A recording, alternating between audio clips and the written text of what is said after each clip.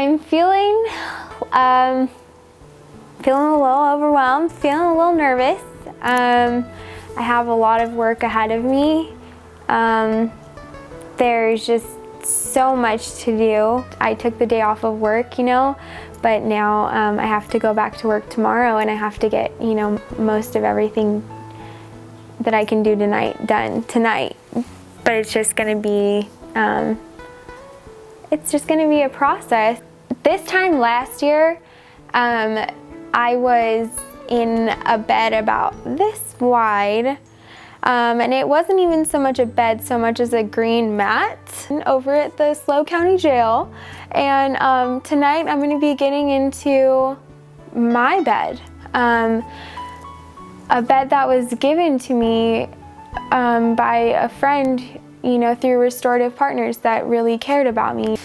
I have fluffy blankets and big fluffy pillows, and it's just going to be comfortable.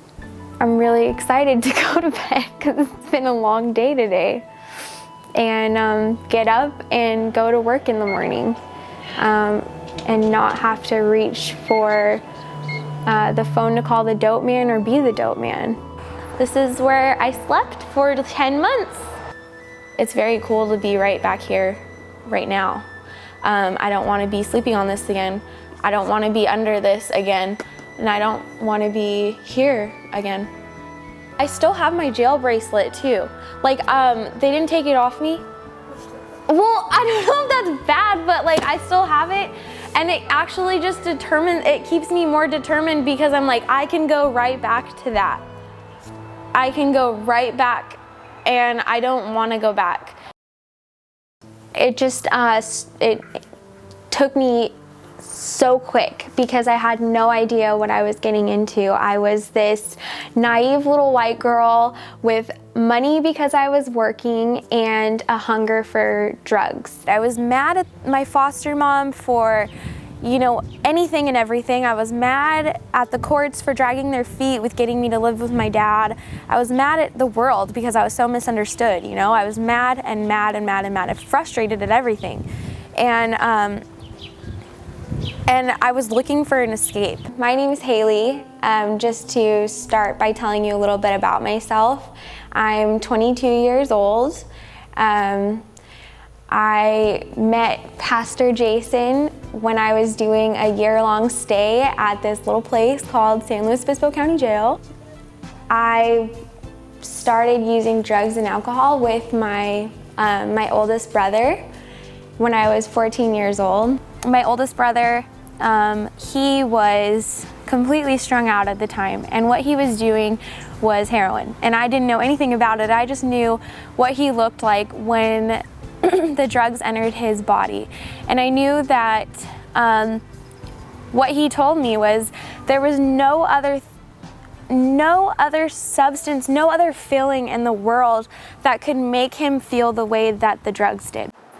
I couldn't disagree with that logic. There was nothing else on this planet that could make me feel as free or as alive than that first high. But there was no other first high. And I didn't realize that until I had become strung out and dope sick. It was just the most awful pain I've ever experienced.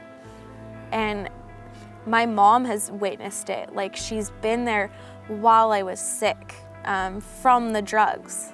It was just awful. I was crying and just crawling out of my skin because I was dope sick. And all she wanted to do was just make me better, and she couldn't. So when you become sick for a drug, I will literally do anything. I will steal your stuff and help you look for it. I will steal from my parents. I will lie to my parents. I don't care about my parents. I don't care about my family. I don't care about anything. I don't even care about myself. I didn't care about my life, and I didn't care if I lived or died. It was only heroin that I really cared about or had, and I wound up on the streets because I had nothing else. I got in a relationship, and I OD'd in that relationship while I was hiding that I was using heroin behind his back. And when I overdosed, he didn't know what was happening because I wasn't using heroin, you know? And so I overdosed in front of him and his mom, and they didn't know why or where or what was happening. And they tried to get me clean and sober, but because of the lies, it just didn't work. So from there, I was on the streets because I had nowhere else to turn, nowhere to go. My mom was like, done, you know, and that was it. So this is where I slept one night. I don't know if really sleep is the right word, but I was here because I had nowhere else to be. And this was a common thing for me, having nowhere to be. And I had my kit, which was what I used. It had one like dull syringe in it. It had a little bit of drugs and like a dirty spoon. I was worried that someone would see me and they would think I was homeless. And that is just so crazy to me because I was in such denial of like what I really was. I was worried that somebody was gonna come up to me. But I was hoping somebody would come and ask me if I needed help, because I did. I needed everything. Yeah, my name is Donna, and I am fortunate enough to work with Sister Teresa Hartman. When Jason was talking about transformation, what I see is people really transforming into their true selves. They're not becoming something different. They're just finding that path back to their own true nature.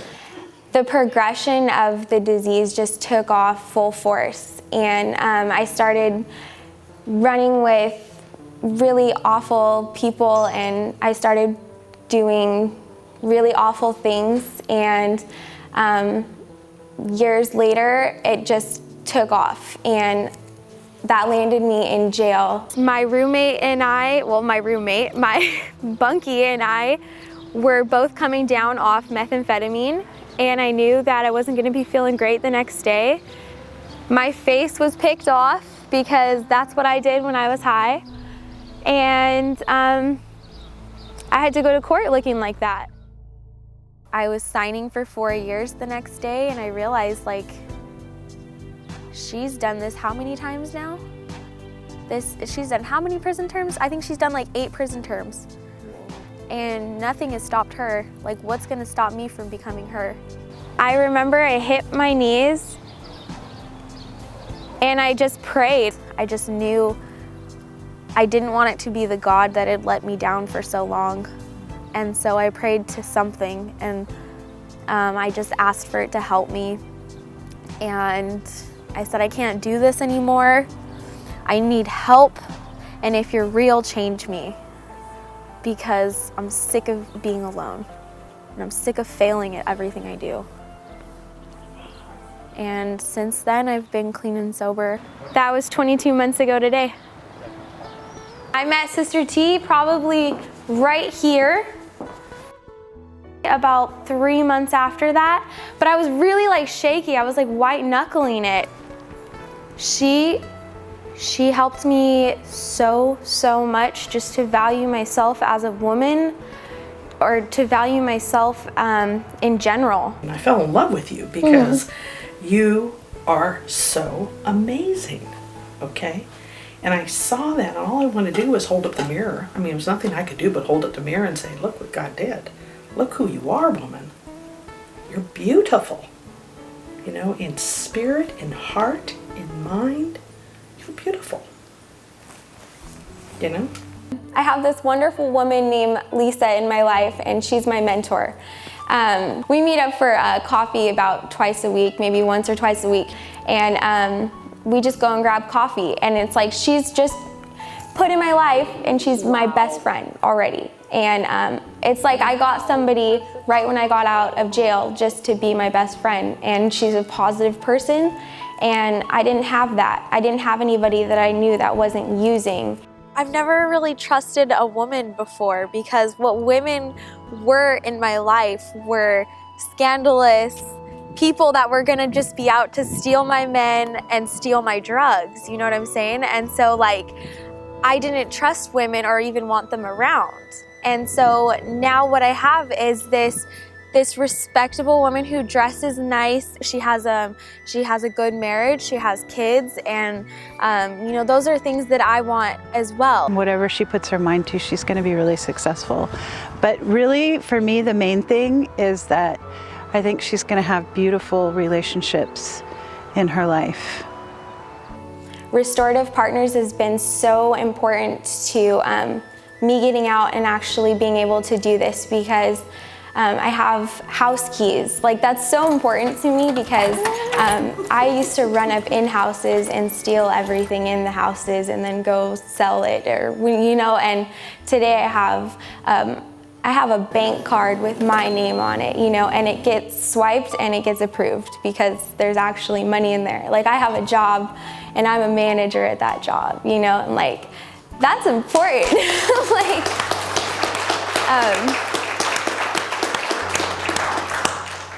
I actually worked at my job last night until midnight and closed. And when I closed the door and locked the key, I locked the door. And they trust me with keys to lock the door, you know?